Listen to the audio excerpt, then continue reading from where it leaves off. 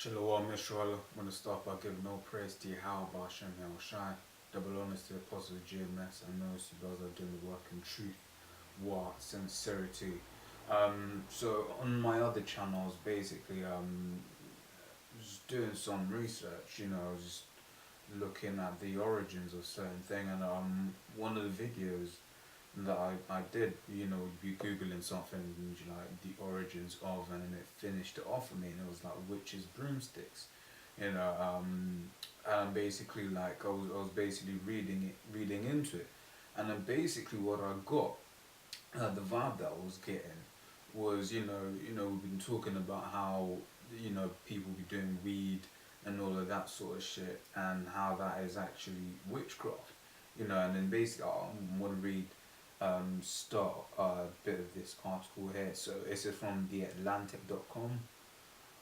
Says the title is "Why Do Witches Ride Brooms?" NSFW, which I found out means not safe for work. And it says it started with bread in the in the Europe of the Middle Ages and into the Renaissance. Bread was made in large part with rye, and rye-like plants can host a fungus, ergo, I think that's how you pronounce it, ERGOT, that can, when consumed in high doses, be lethal.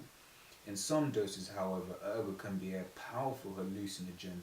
Records from the 14th to 17th century mention Europeans' affliction with dancing mania, which found groups of people dancing through streets, often speaking nonsense and foaming at the mouth as they did so, until they collapsed from exhaustion.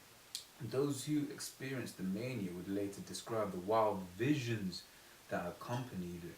Because like I said, that's hallucinogens. You're letting those demons get at you, man. So people, as people are wont to do, adapt to this knowledge, figuring out ways to tame ergo, essentially for hallucinatory purposes, and they experimented with other plants as well. And what does that sound like? It sounds like weed. People that are, no, the weed, the herb, and right now you got all of these countries legalizing weed and all of that sort of shit. I mean, there's nothing wrong with the plant itself if you're using it for medicinal purposes, but like it says here, they adapted this knowledge, figuring out ways to tame ergo, essentially for hallucinatory purposes. You're using it for the wrong thing. If you're going gym or something, you're gonna be using, you might be using a bit of hemp, which you get, from marijuana, I believe. I'll just double check that. But let me just double check that now. Salakia.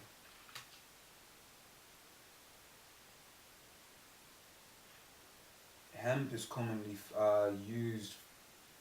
Yeah, so you get hemp from the marijuana plant, but people using it for the wrong thing. That's not its purpose, just like these people are doing here, you know. So it says, and they experimented with other plants as well. Forbes' David Kroll notes that there are also hallucinogenic chemicals in atropobelladoma, deadly nightshade, Hyoscyamus niger, henbane, mandrake, and Jimson weed. I'm not going to bother with the Latin names. So writing, okay, let me look for the point. So it says, so why do the brooms fit into this? It says, because to achieve their hallucinations, these early drugs users needed a distribution method that was a little more complicated than simple ingestion.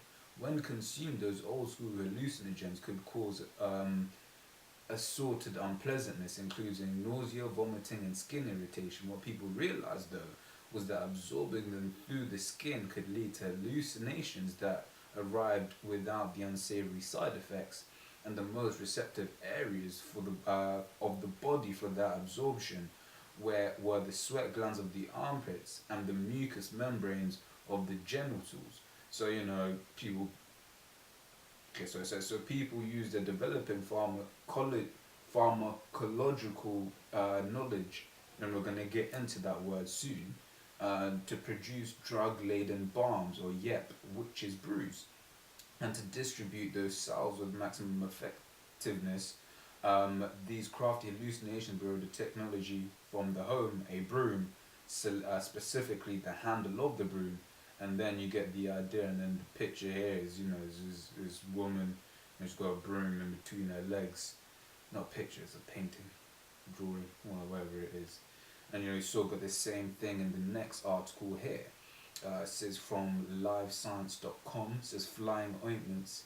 Ingesting henbane, which is rich in powerful alkaloids, can cause hallucinations if it doesn't kill you. According to legend, witches used herbs with psychoactive properties like henbane in their potions or flying ointments. Because like I've been saying, when used properly, there's nothing wrong with them. It's only when you start using them for their wrong purpose, like to get high, to let those demons get at you. Because that's if you're in that, you have to cut that shit off. Pray the Most High removes those demons from you, So it says Galatians 5:20, and I'm just looking the Greek there. The word for witchcraft is pharmakia, right? So that's G5331. And it says the use or the administrating of drugs, poisoning, sorcery, magical arts, often found in connection with idolatry and fostered by it. And what would you get? And nowadays you get these pharmaceutical companies that that just literally poison you. I mean, damn. Growing up, I had a circle friend that wanted to become a doctor. And he told me straight, look, no doctors will ever take chemo. I met a woman who herself was a doctor. No, in the sphere of doctors, none of them will take chemo because deep down they see what it does to people. They see it's just pure poison. But yet people trust the white man. They trust any so they. It's the age-old thing of coming and speaking as if you know what you're talking about, and because you're the person whom you basically made yourself the authority in the earth. People believe whatever this man says, but it's a lie. You shouldn't be. If you're ill, you pray to the Most High. He feeds. He heals you, and you can use some of the herbs. I've created herbs for the service of man. That's what the scriptures say. But ultimately, like I said, it's whether the Most High wants to heal you or not. And I was looking up mercury real quick, which is an active ingredient in a lot of these vaccines. So it says from www.greenfacts.org, and it says 2.1.1 methyl mercury is specific among organic mercury compounds because large numbers of people are exposed to it, and its toxicity is better understood. Methyl mercury in foods such as fish is a particular health hazard because it is lightly taken up into the body through the stomach and intestines. It is a poison for the nervous system. Exposure during pregnancy is of most concern because it may harm the development of the unborn baby's brain. And you had people coming out saying, these vaccines that they give kids is causing autism, right?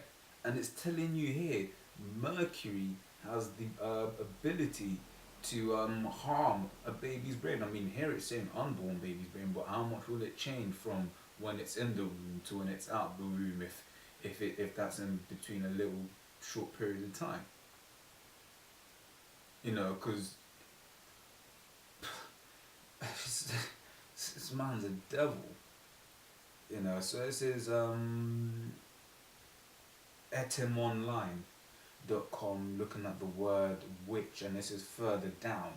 It says the other two words combined with it are Geldrick. I don't know what it's a Saxon. And it says a woman who practiced incantations, and Sinclair, a female wizard, woman magician, from a root meaning phantom, evil spirit. Another word that appears in the Anglo-Saxon laws, Leblexa, wizard or sorcerer, but with the suggestion of a skill in the use of drugs, because the root word is lib, drug, poison, charm. And I'm just gonna end it with a basic. It says Exodus 22:18. It says, "Thou shalt not suffer a witch to live." So man, don't be trusting those pharmaceutical companies. We just looked at what the word pharmakia means, pharmaceuticals, as in the root of the word pharmaceuticals, which is pharmakia in the Greek, means it's witchcraft. I've talked briefly about the effects of mercury. And that's just one of the effects of mercury. I know someone personally who died from the swine flu vaccine. Basically it stops your body from being able to secrete properly. Basically, the girl overheated in her own body. And with that, I'm just gonna say shalom.